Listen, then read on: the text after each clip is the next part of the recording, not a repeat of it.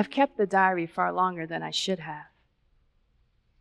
And that is because the diary kept me alive. Mumbai, India, 2023. Imagine trusting a complete stranger to pin down their raw, unfiltered experiences in a notebook and pass them on. 3 years ago, during a conference call, I was surrounded by accomplished strangers, and I took a public risk at a moment where facades, personas, and personal brands mattered the most. Gazing at their faces, each wearing makeup, presenting their companies, my mind wandered beyond the screen. I pondered their lives, especially since my own was filled with the chaos of raising 2 young children, one in the throes of potty training, the other demanding constant attention. My curiosity was ignited. What is the real story behind their screen? What were they really facing each day?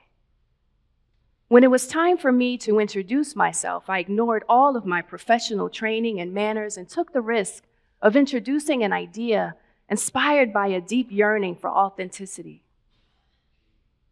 Instead of saying, "Hi everyone, my name is Kyra Peralte and I'm founder of XYZ company," I said, "My name is Kyra Peralte and I have this notebook." Thus, the idea of the traveling diary was conceived. I offered that I would write my most intimate thoughts in a notebook and pass them on to a stranger to read, write their own story, and send it to another person. In doing so, we weren't merely sharing our words on paper with someone else. We were entrusting a stranger, someone else whom we didn't know, with our innermost truths. At the heart of this idea wasn't the charm of sharing handwritten notes with strangers. It was a bold leap of faith, a trust fall with life and humanity. Why did I embark on this journey? I just wanted something real. The traveling diary transformed from just being a notebook. It morphed into a symbol, a testament to the power of trust in creating authentic global ties. In an era marked by polarizations and partitions, this trust has carved out a sanctuary for people, space to find mystery and a sense of belonging amidst a tumultuous symphony of life and filters. Let's unravel the tapestry of this concept.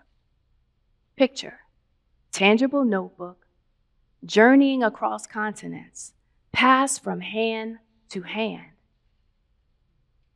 It serves as a canvas for individuals from all over the world to inscribe their personal tales, their moments of joy, their anxieties, their aspirations, all in their unique handwriting.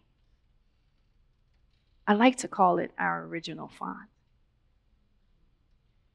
Diaries have to be patient with each other and themselves, and waiting, reading, and writing. The process for implementing this concept is long and tedious. People sign up and wait forever. Today's world, that could be 9 months or longer, maybe even 2 years before they ever receive a book. And when it arrives, they're responsible for reading it, writing in it, and mailing it to the next person. Each participant is not just a storyteller, but also a guardian, investing their time to mail the diary onward, weaving this global web of authentic, heartfelt connection. Today, hundreds of stories have emerged from this experiment in trust. These narratives illuminate the immense potential that it wields in tearing down walls, whether they be cultural, personal, or ideological. This is our collective call to action, an invitation to pierce through the synthetic, to embrace vulnerability, and to revel in the profound connections that are birthed through trust.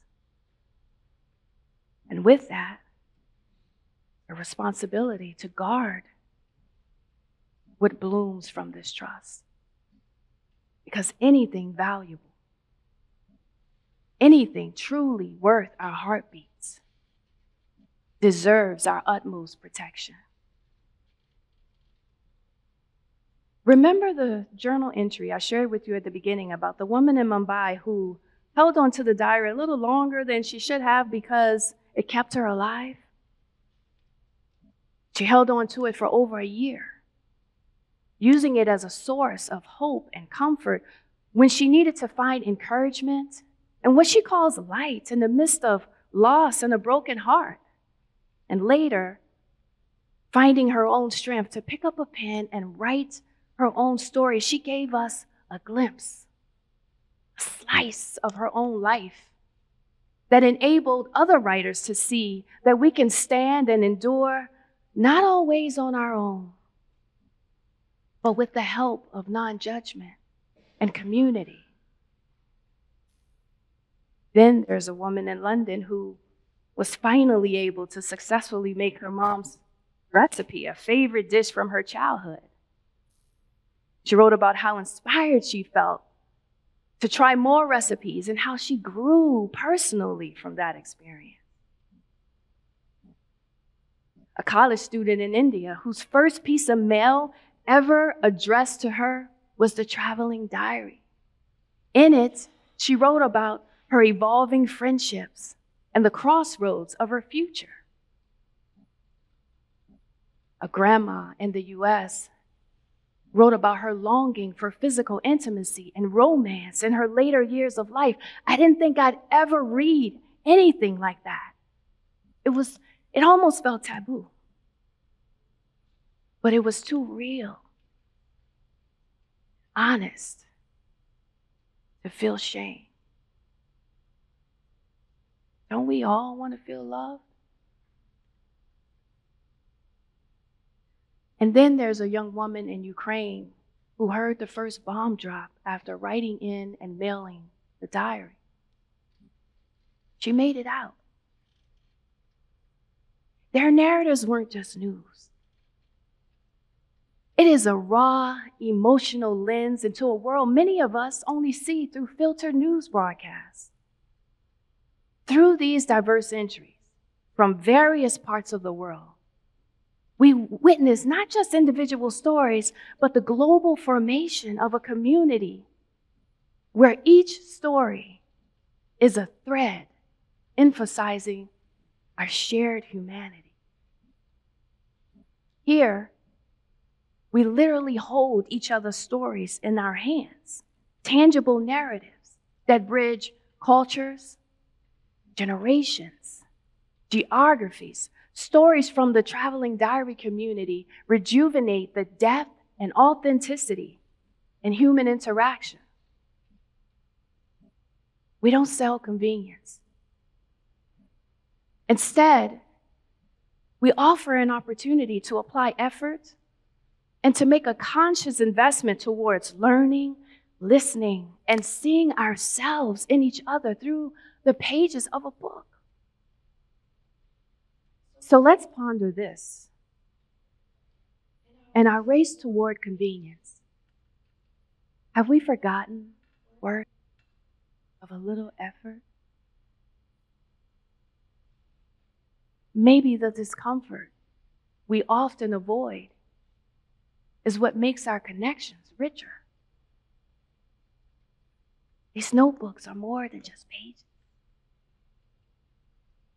They weave ties between strangers, creating authentic community that capture our essence. Echoing voices from the past project our hopes for the future. It's about more than just writing. It's a commitment to forging deep and meaningful relationships that we can all participate in with just a little more effort and intention. Now, as we close the pages of these diaries, let's open our hearts to the lessons they impart.